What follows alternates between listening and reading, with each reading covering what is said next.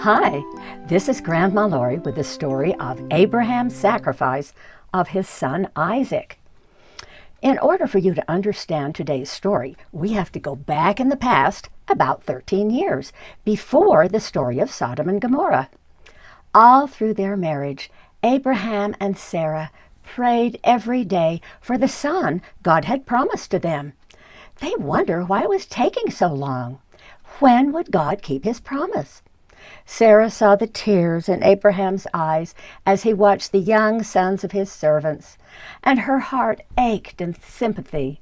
She prayed, "Lord, why, oh, why can't I give my husband what he wants more than anything in the world? Dear Lord, I'm growing old. I know you can work miracles, but perhaps I'm getting too old, even for the miracle of a baby."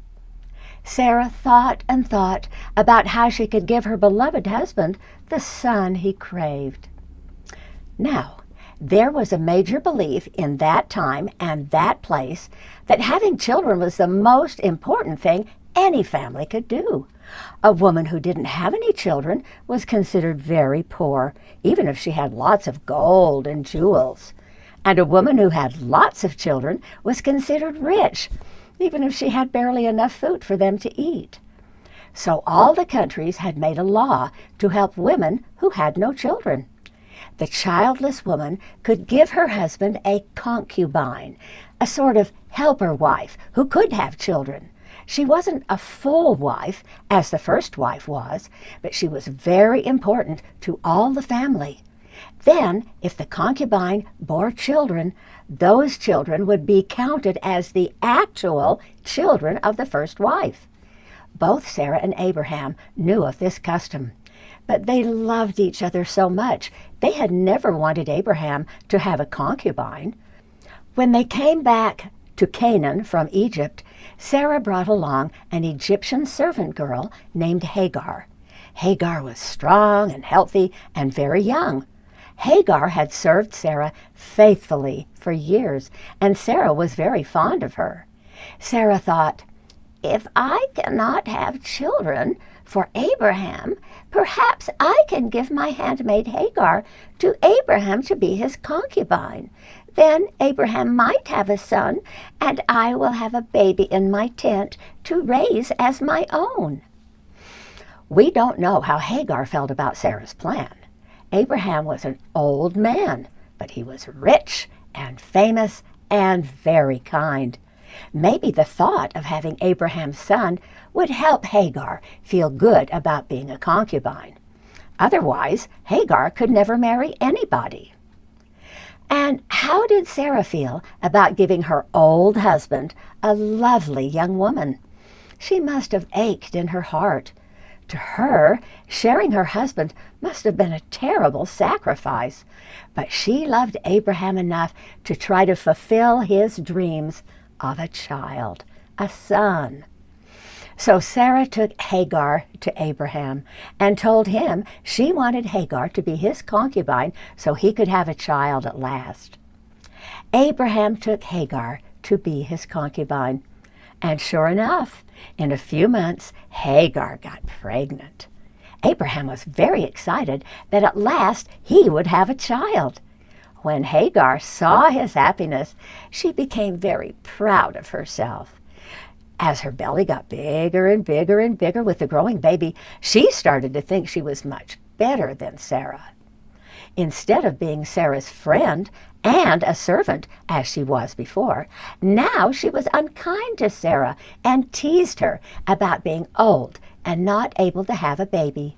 Hagar said, "Look at me, Sarah. See how strong and healthy I am?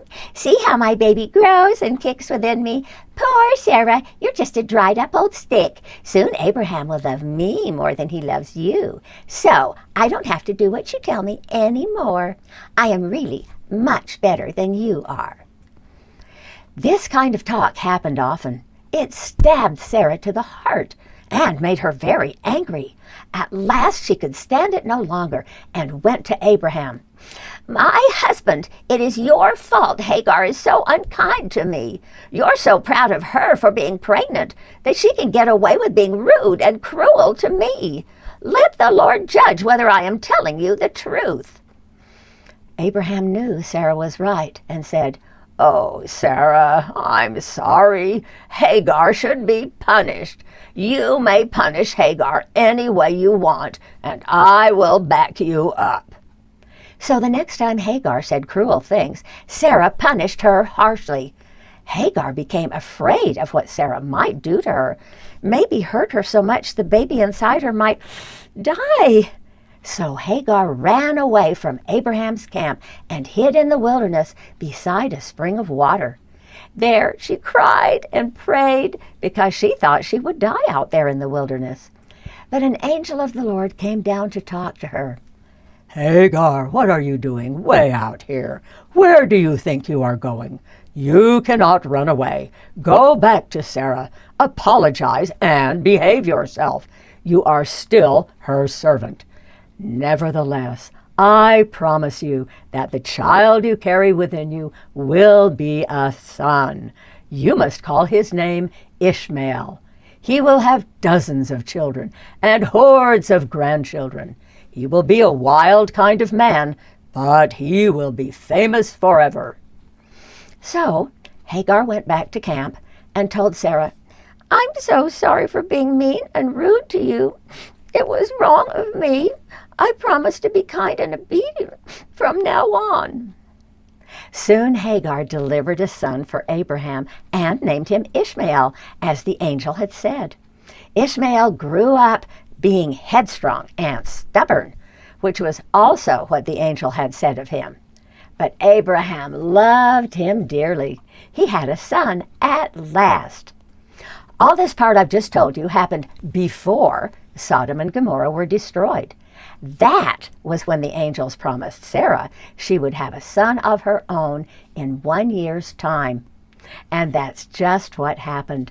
A baby boy was born when Abraham was 100 years old, and Sarah was 90. A miracle. Both of them rejoiced with all their hearts, and Abraham named his son Isaac, which means rejoicing and laughter. Oh, how much those old parents adored their son. He was their joy, their delight, and their life. Abraham stopped paying very much attention to Ishmael, his first son by Hagar the concubine. Unfortunately, this made both Hagar and her son Ishmael jealous of the little boy. Ishmael started doing mean things to little Isaac, pinching, teasing, and pushing and hitting him when no one but Hagar could see him. Hagar only smiled and never tried to stop her son's mean teasing or hurting little toddler Isaac. When little Isaac was 2 or 3 years old and was finally weaned from his mother's milk, Abraham held a big celebration. But while everyone was having fun, Ishmael took Isaac out of sight and began to be very mean and cruel to him. Back at the party, Sarah missed her little boy and went looking for him, only to find Ishmael hurting and mocking the child. Sarah was furious. She snatched up her son and went straight to Abraham. "My husband, I found Ishmael hurting and mocking our darling son. I will not stand for this 1 single second. You get rid of that woman and her nasty little brat right now, before something terrible happens to our Isaac." Abraham was very upset and worried. He didn't want his precious boy Isaac to get hurt, but he loved Ishmael too, even though the boy was sometimes rough and mean. How could he just kick his oldest son right out of his life? All night he worried and worried about what to do. He prayed to the Lord with all his heart, asking for guidance. At last the Lord spoke to Abraham. "My son Abraham, don't be worried about Hagar and Ishmael. You do what Sarah has said and have no fear. I have chosen Isaac to be your son of the priesthood covenant. As for Hagar and Ishmael, I will protect them and cause the lad to grow strong. A great nation will come from him because he is your son." You have noticed by now that Abraham always obeyed the Lord, even if it made him feel really bad. even if it didn't make any sense to him. Abraham always obeyed, and he always did so right away. So early the next morning, Abraham rose up early, got a skin of water and a big sack of food for Hagar to carry over her shoulder. Then with tears of sorrow, he kissed Ishmael and sent them both out into the desert. Now, if you want to know what happened to Hagar and Ishmael, you must read Genesis chapter 21. It's a miracle story, but I'm going back to little Isaac to tell you what happened to him. Isaac was a wonderful son. Very smart, strong, obedient, and happy. He was never mean to anyone. Abraham and Sarah loved him so much, they praised God with great joy every day. The thing about Isaac that made Abraham most happy, though, was that Isaac loved God as much as Abraham did. As Isaac grew, he loved to hear about God. He loved to pray and sing songs about the Lord. He was happy to offer his own little lamb for a sacrifice every spring, even if it was his favorite pet. As Isaac got older, Abraham taught his son everything he had learned about God, and that was a lot. Isaac loved hearing of his father's visions and blessings. He wanted to talk to God too, so he tried always to be very obedient to all the commandments God had given. This pleased Abraham. It also pleased God. The Lord could see that Isaac was so full of faith, he would grow up to be a great prophet, just as Abraham was now. The Lord had always been pleased by Abraham's obedience, but he had one last test of faith for this obedient old man, the greatest test of all. It was a terrible test that God himself would have to go through hundreds of years in the future. God called Abraham's name. "Abraham." Abraham replied, "Here I am, Lord." "Abraham, I have a special command for you. It will not be easy." "Lord, I have always obeyed your commands, no matter how hard they are." The Lord said, "Take your son, your only son Isaac, whom you love. Go with him to Mount Moriah, to a place I will show you. There you must offer him up to me as a sacrifice and burnt offering on an altar." Abraham felt as if he'd been hit in the chest with a club. He fell down on the ground and could hardly breathe. He wanted to die himself rather than to have to sacrifice his beloved Isaac. But he had always obeyed the Lord, and the Lord had blessed him in marvelous ways through all his life. The Lord had showed to Abraham all the miracles of the earth, all the miracles of the galaxy. But how could he obey this terrible command? And yet, how could he not obey the very voice of God speaking to him? Abraham did not sleep that night. He prayed and prayed to God for strength to do what God had commanded. When the first light of morning came, Abraham chopped wood into thin pieces for the sacrificial fire. He loaded up his donkey with the wood, took enough food to last a week, and woke 2 young men to come with them. Last, he woke his darling son. Isaac had become a young man, strong and handsome and cheerful. "Isaac, my son, arise and come with me. God has commanded us to go to Mount Moriah to make a very special sacrifice." Isaac was used to offering sacrifices, and he loved the Lord, so he rose willingly and went with his father and the 2 other young men.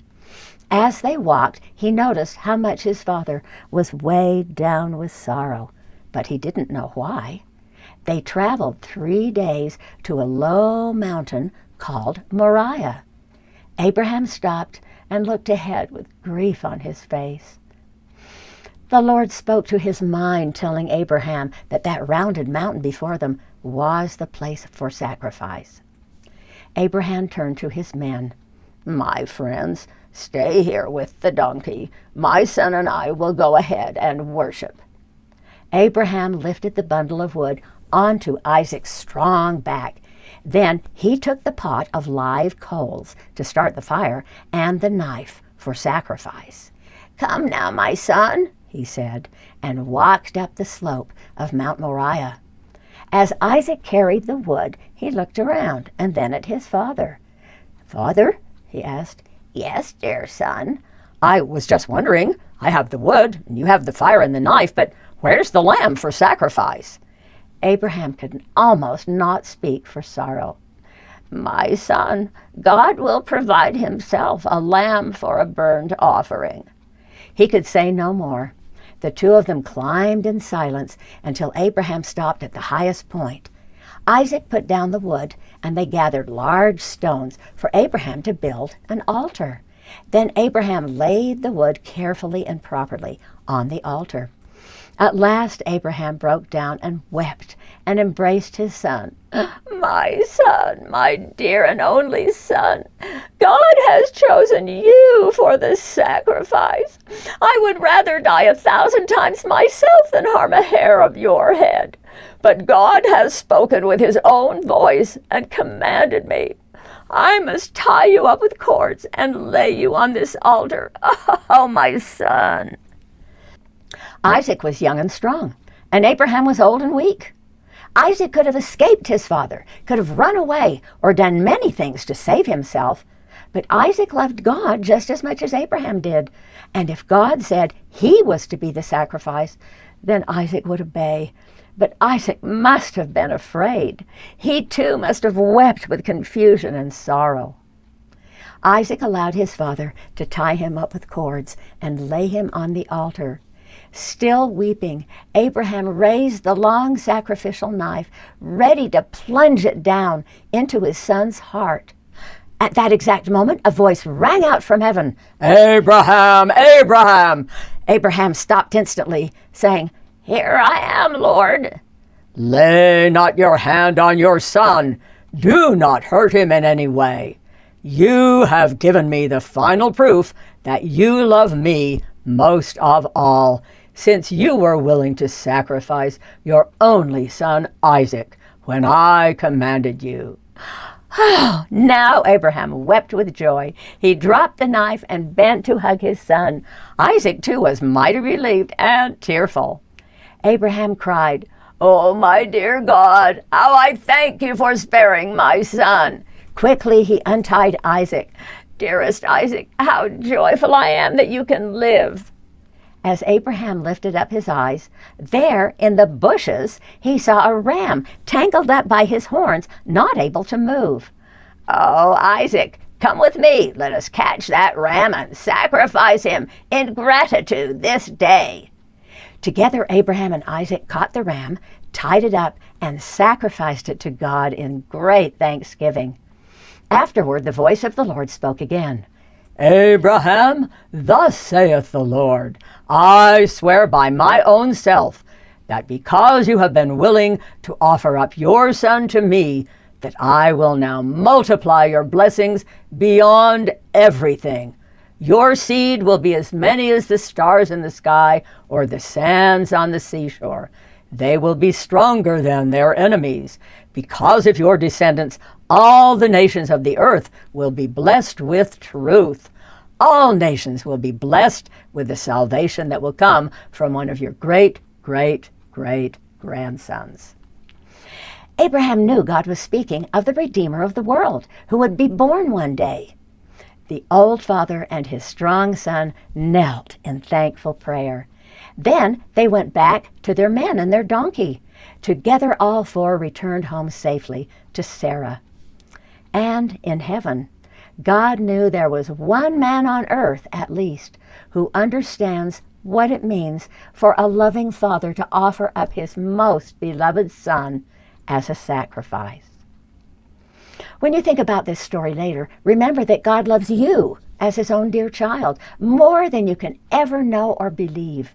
And because he wants you to grow good and strong, God will give you tests to find out how much you love him. And those tests will make you stronger. Sacrifice no longer means killing an animal. It now means giving up something you love for something that will be even better for you. or better for someone else. Each one of us will be asked to give up something we cherish. Maybe give up our time or our talents to help other people. Maybe give up a sin that seems kind of fun. Maybe give some of our money to help those who are poor and hungry. Each time you sacrifice something you love for a better good, your faith in God and your courage both get stronger. Then God can pour out more blessings on you. God wants to bless you and is only waiting for you to trust Him and ask Him in faith. I'll see you again when Isaac finds a miracle bride.